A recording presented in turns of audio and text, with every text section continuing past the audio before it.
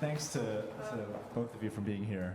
Now, so what you're looking at here is some of the key figures of the AMTA, the American Music Therapy Association. One of the most remarkable things about sound health has been not just that there are people that are committed to this field and interested in this research, but that national organizations have taken an interest. And so when the NIH decided to actually have an RFA to fund music work in specific, it really was a game changer for the field. And likewise, for the National Endowment for the Arts. I mean, it's an arts organization to step in and start funding research labs. I mean, think about that. Their budget is not that large, yet they thought it was important enough that they should start to step in and fund these groups.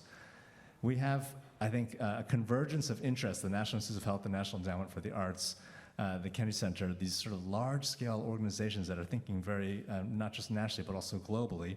And then we also have an organization such as the American Music Therapy Association. So what I want to do is just to, first of all, welcome you, Barb and Jennifer. Jennifer's the immediate past president of the AMTA, and then Barb has been pivotal in a number of things, including directing a lot of the business ventures.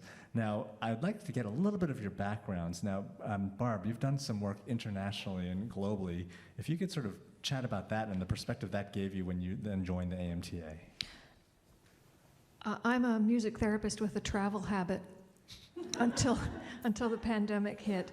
But no, seriously, I worked the whole middle part of my career with my brother's consulting firm, which was all in international development.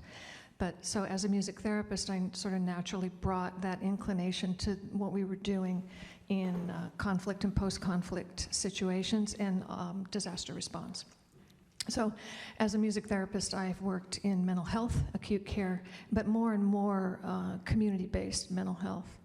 And so whether it's Hurricane Katrina or Newtown shootings or the Ukraine war right now, or post-Soviet Union and Russia, and in Georgia, did some work in there.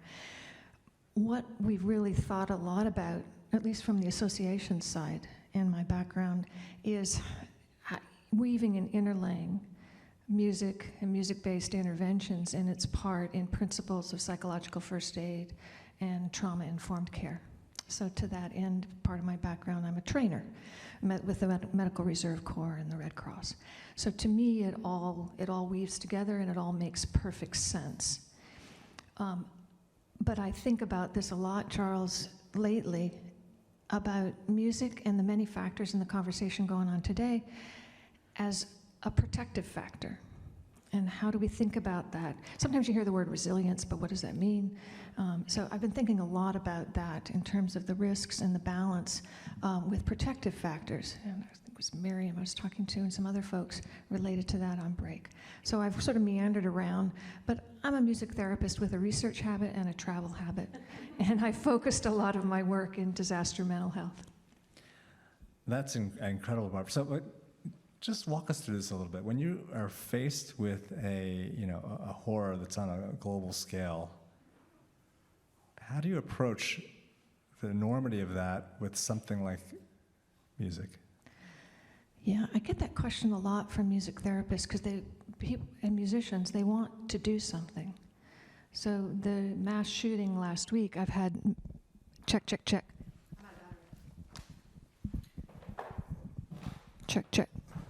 Are we all out? Check. Hi, Mike. I get that question.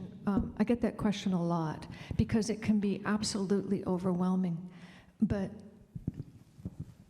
in thinking about it, I spend a lot of time training and talking about core principles of response and thinking about your skill set as musicians, music educators, music therapists, and how you bring that to the table. And then I try to triangulate that with what the needs of the people are at that moment. Many times, a lot of my interactions are extremely brief. If it helps, a quick anecdote like Superstorm Sandy. If you recall that, some of you were probably flooded out from the East Coast from it. There was a professional musician in the shelter on the New Jersey side where I was, and he lost everything, including his saxophone and his gigs and everything. and he didn't want to talk and interact with folks, and I was a little concerned about him. And I said, well, what key are you feeling day one? And he said, he kind of looked at me, looking quite depressed, and he said, E minor half diminished. So I'm thinking, oh my God, the beginning of Wagner opera. And I listened to him, and we talked, and he asked me what key I was feeling, and I told him. And the next day, I came in, I said, how you, and he watched me work with some children. His parents were doing paperwork, and I was just doing some engagement with children. And his key changed to a major key. And, you know, by the third day, and he was getting ready to discharge, and we got things going for him with some resources, and all of these were very short interactions. He was talking D major, you know. He's talking a fairly bright key, and joined me with the children's group that all of a sudden I got slated to lead each day. It's about applying those principles to make connections, provide help, provide a sense of safety and calm, but not be afraid to use some humor. Children are there and they need to play. And I constantly go back to those core principles and how we use music to make those connections socially, psychologically, emotionally. Thanks, Barb. And Jennifer, you were in clinical practice for 20 years, and then you joined the AMTA leadership at that point? I did both at the same time. Can you tell us about that's a big contrast to the sort of individualized version of care and then the national version of care. Can you tell us a little bit about how each of those things sort of reconciles for you? Sure. I have always had a heart for service, and I always like to be involved and try to make a difference where I'm at. And I worked in or served the music therapy associations both here in the Western region and then nationally as well. But during that time, I also needed to earn a living. I couldn't just volunteer all the time, and so I was in private practice working primarily with older adults. I was with folks who had various forms of dementia. And I loved hearing the anecdotes earlier today, and it reminded me of a situation where I really enjoyed working with the older adults who were activated by the music and would then all of a sudden be singing familiar songs because that was stored somewhere deep inside. And I loved watching the staff see the people behind the disease who they were caring for. The staff would change, and it would change how they interacted with these individuals because they saw them as human. When these clients of mine would appear not just their disease, not just someone they had to care for, and then it was even more impactful when the family members got to see, oh, this person I love, there they are. I'm getting glimpses of them because they're able to sing this familiar song. So that was something clinically that I really enjoyed. I actually stopped my private practice because I felt like I was getting a little burned out. It was a lot to be serving and to also be providing clinical care. And I closed my private practice at the end of 2019, and that's also when my term on the board of directors ended. But I have been asked back, so I am again serving as past president for the AMTA Board of Directors starting just this January. So service continues to be a big part, and I'm protecting against compassion fatigue this time by setting some good boundaries and caring for myself. So that's really been important in my practice. And then let's hone right in on the sort of role of the AMTA. You know, the AMTA has a membership of several thousand. Maybe you could each sort of summarize in your viewpoints what you think the primary value the AMTA has for researchers in the field, but also for people that don't know about the AMTA. What would you like them to know about it? Go, girl. All right. Well, so I have a little script here, and there are some slides behind me. That's so helpful. So as I said, I am the immediate past president, but I'm here on behalf of President Lori Gooding, who is on a Fulbright scholarship in Malaysia, and we're all very proud of that. And she's still leading and serving us. And also on behalf of the CEO, Adania Calhoun-Coates. And it's an honor for us to be here today. So there are, like you mentioned, a couple thousand members of AMTA, and there are almost about 10,000 board-certified music therapists in the country. And whether people are members of AMTA or not, AMTA supports the work of our clinicians, of our researchers, of our students as well. And if you want to advance to the next slide, I'll talk a little bit about the history. So as a formal profession, thank you, Jared, thank you. As a formal profession, it dates back to 1950, but the idea of music as a healing influence is ongoing, and at least as old as the writings of Aristotle and Plato and Hippocrates, and certainly maybe traced further around the globe. But in the 20th century, the profession formally began after World Wars I and II, when community musicians would go visit people in the hospital. Both amateur and professionals would go and visit veteran hospitals around the country to play for thousands of veterans. And these veterans were suffering both physical and emotional trauma from the wars. And their responses, both emotional and physical responses, were notable. The doctors and nurses started to request hiring musicians to come by the bedside. And it was evident then that hospital musicians really needed some training and more formal education to work effectively with our patients. So the demand grew for college curriculum as well as research. If you want to advance to the next slide. So as I mentioned, credentialed music therapists currently number around 9,600, and they become board certified following the completion of an approved music therapy degree program and 1,200 hours of supervised field work. Then the music therapy interns are qualified to sit for the board certification exam. The board certification is managed by the Certification Board for Music Therapists, our sister organization. And on this particular slide, we added a repeat sign at the end of the top and bottom musical staff to indicate that our education is ongoing for music therapy professionals, and it involves lifelong learning, as well as practice specializations, graduate degrees, and continuing education. Would you go to the next slide, please?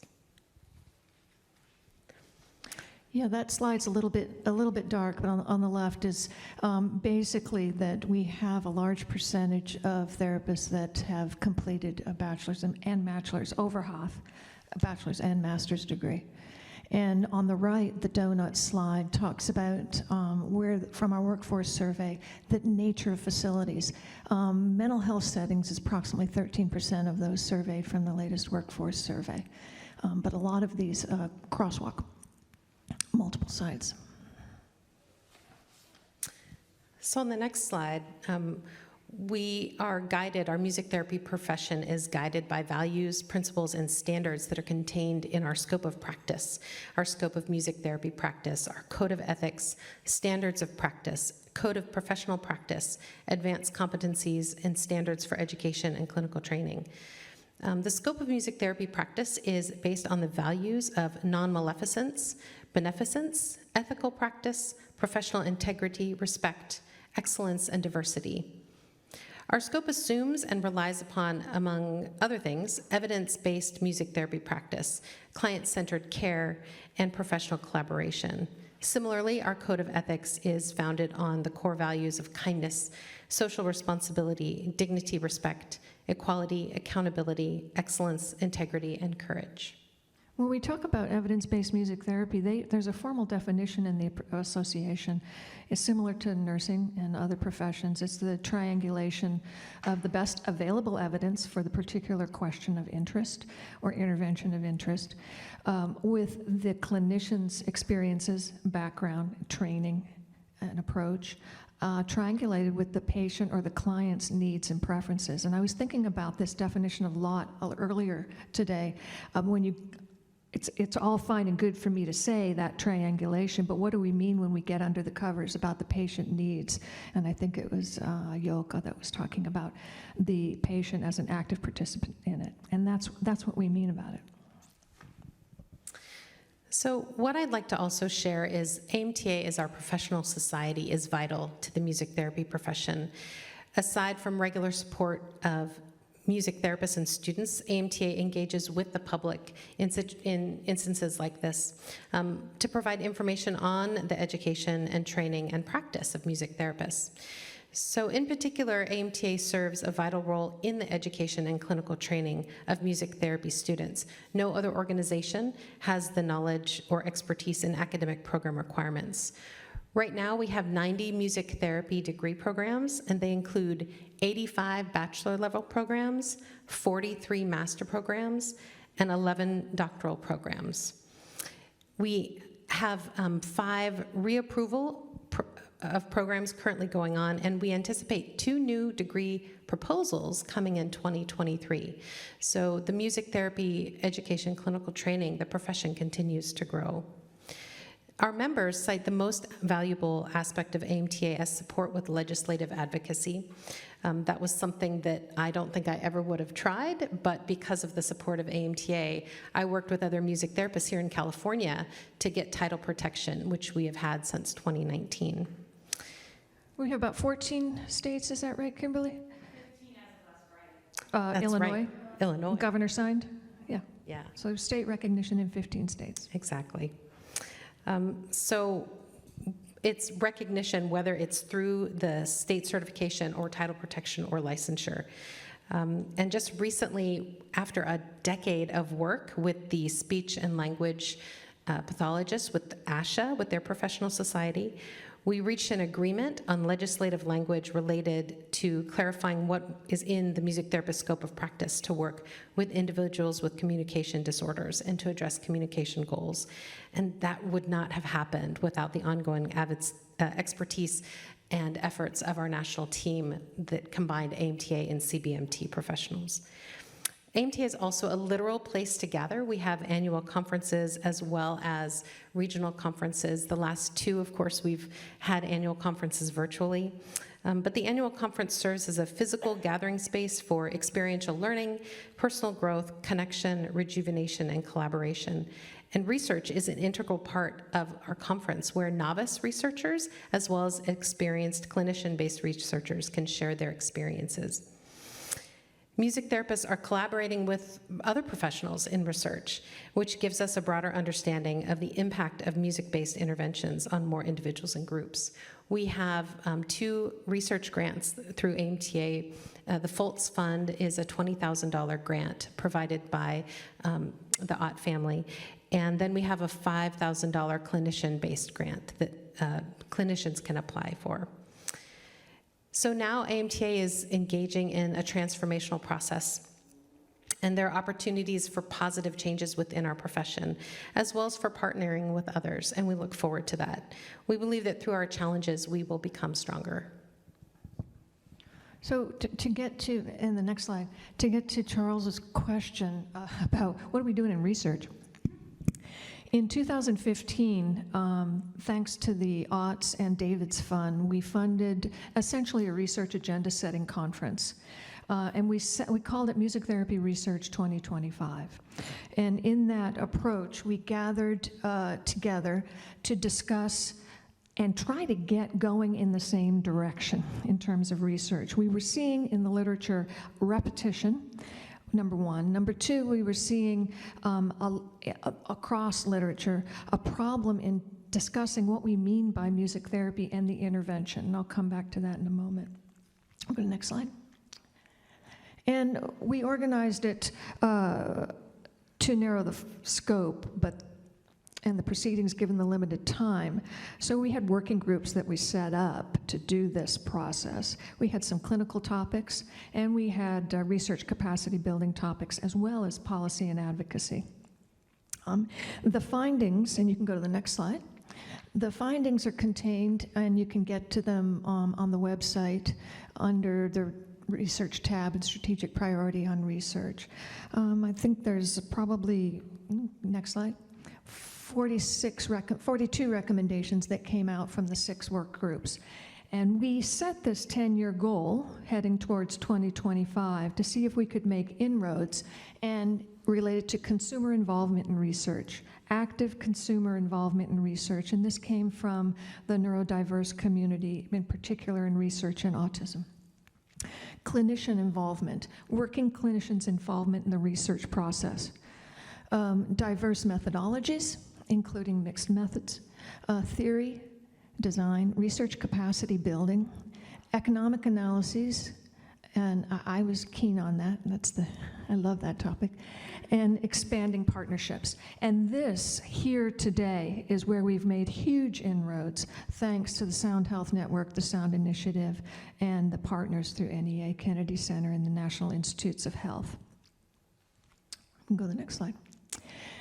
I heard one of our esteemed colleagues, Sherry Robb and Tony Meadows, our former editors of 2 of our peer-reviewed journals, say collaboration in team science at its best. Research is active, research is personal, research is powerful, research is everyday, research is you. And as an organization, I think it was the late Senator Paul Wellstone that say we all do better when we all do better. The association isn't just a group of people working away in an office, it's all of our music therapy professionals in the field, just as Jennifer has demonstrated, but all of you too, music educators and our allies and friends. I'm looking at Susan over at Johns Hopkins there. In that process. And we have just made a leap forward, I'd say, in the last 5-6 years in that regard with respect to collaboration and expanding research to involve a wide variety of folks. Okay.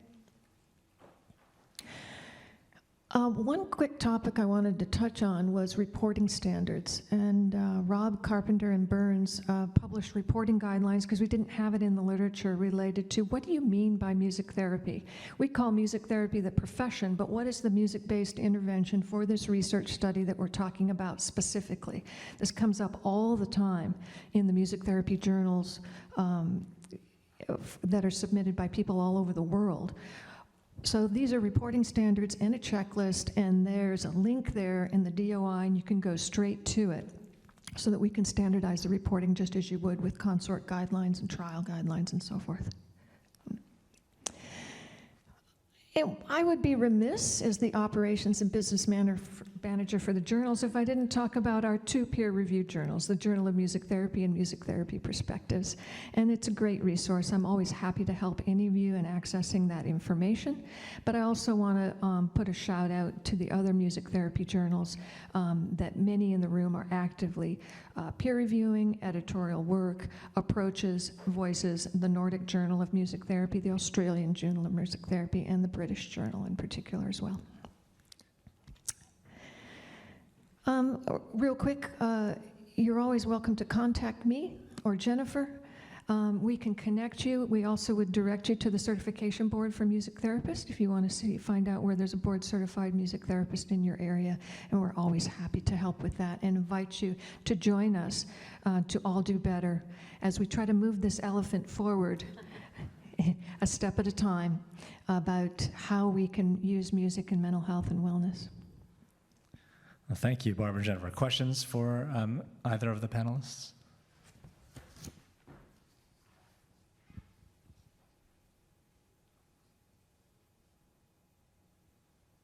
Sam, could you just introduce yourself also? Sam Rogers-Molick, music therapist, researcher from University Hospitals in Cleveland. Last week I was at an integrative health and medicine conference, and something spoke to me, someone who's from the integrative health and medicine world, which music therapy is not always intersected with. But they were like, when the opioid epidemic started really hitting home, who did your hospitals look towards to help manage pain? It's the integrative health and medicine world, which music therapy can be a part of that. When the mental health crisis from COVID hit home, who did they look to? They looked to people like them, like music therapists. There is a shift now, I'm thinking of the medical setting where I work, Joint Commission, stating that hospitals need to provide non-pharmacological means of pain management, the NIH initiative, various initiatives from there. How is AMTA sort of capitalizing on this moment where a lot of the attention of the public and the policy shifts are moving in a direction that really embraces what music therapy can address? Yeah, we depend on Well, we depend on all the therapists and our members from the grassroots level to work in their locality. So bottom-up approach, number one. But from a top-down approach and an advocacy point of view, we have leveraged our current president, Dr. Gooding. I'm thinking about the COVID response in particular.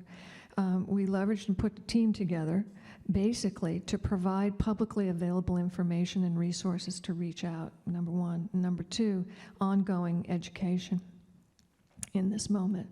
And then number three, the journal editors and the editorial teams for AMTA's journals, as well as some other journals, I think are looking consciously at how they can bring forth collections of articles. So with our publisher partner, we do basically collections that we release for short periods of time. And pain is one of those topics, one of those cross-cutting topics, for sure, for shizzle. Susan? For the vaccination process with COVID and the pandemic, we put out the collection of articles related to procedural support and efficiencies around procedural support for large vaccination clinics. Susan? So I'm Susan Max-Salmon from Johns Hopkins, and I'm a big fan of this work. You know, when I saw that you had 10,000 therapists, I think that's a drop in the bucket, right? Can you talk about the demand over the next 5 years and where you see the field needing to go?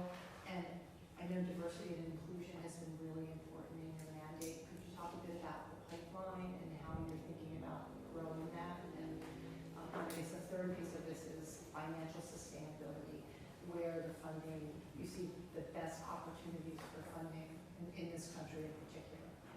Always think ahead, Susan.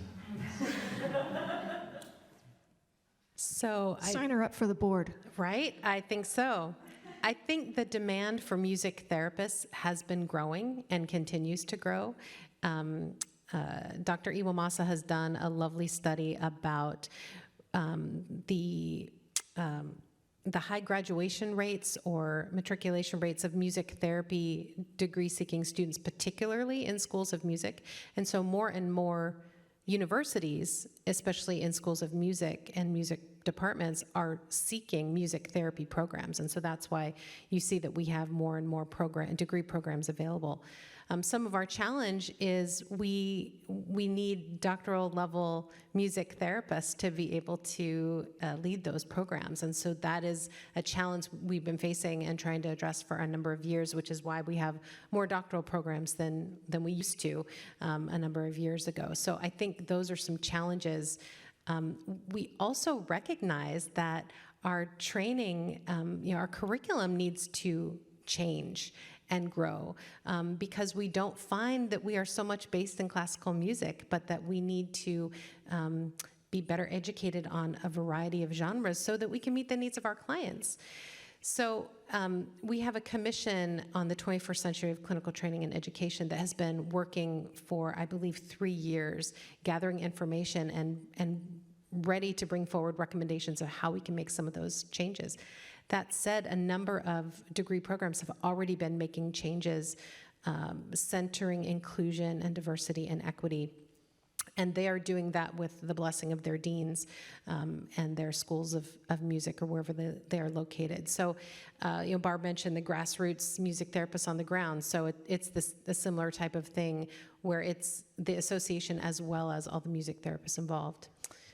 Susan, in terms of financing and reimbursement, that question, that's a delicate dance, and it's an ongoing challenge to put the value proposition together related to the best available evidence for policymakers and decision makers and people. And Renee Fleming has asked this question many, many times of the organization. To put that value proposition together with the best available evidence in clear, clean terms and language that is understandable, with the case for reimbursement. We've made some, and financing. We've made headway with respect to specific areas of advanced practice, like neonatal intensive care unit music therapy, for one example, some areas of neurologic music therapy practice that I think many people are familiar with. We've made but mental health, it's still a big challenge. Still a big challenge to make that value proposition. But what really makes a difference is when you have a real world example and those decision makers see that in action. And whether it's a music therapist or a musician or a music educator, doesn't matter, that real world. One of those historical pictures was a fellow in the center who was improvising, a music therapist trained, improvising music live at a Senate hearing on aging. It wasn't the testimony, it was the fact that he was there and there were some examples from patients. Well, one thing's clear, we have so much to discuss and a lot more. I'll be quiet. No, not at all. I would invite you to continue these conversations during the lunches and breaks and dinners. What I'm going to do now is just thank both of the panels. Let's give them a round of applause, please. Thanks for your leadership with the AMTA, and thanks for partnering with us on this.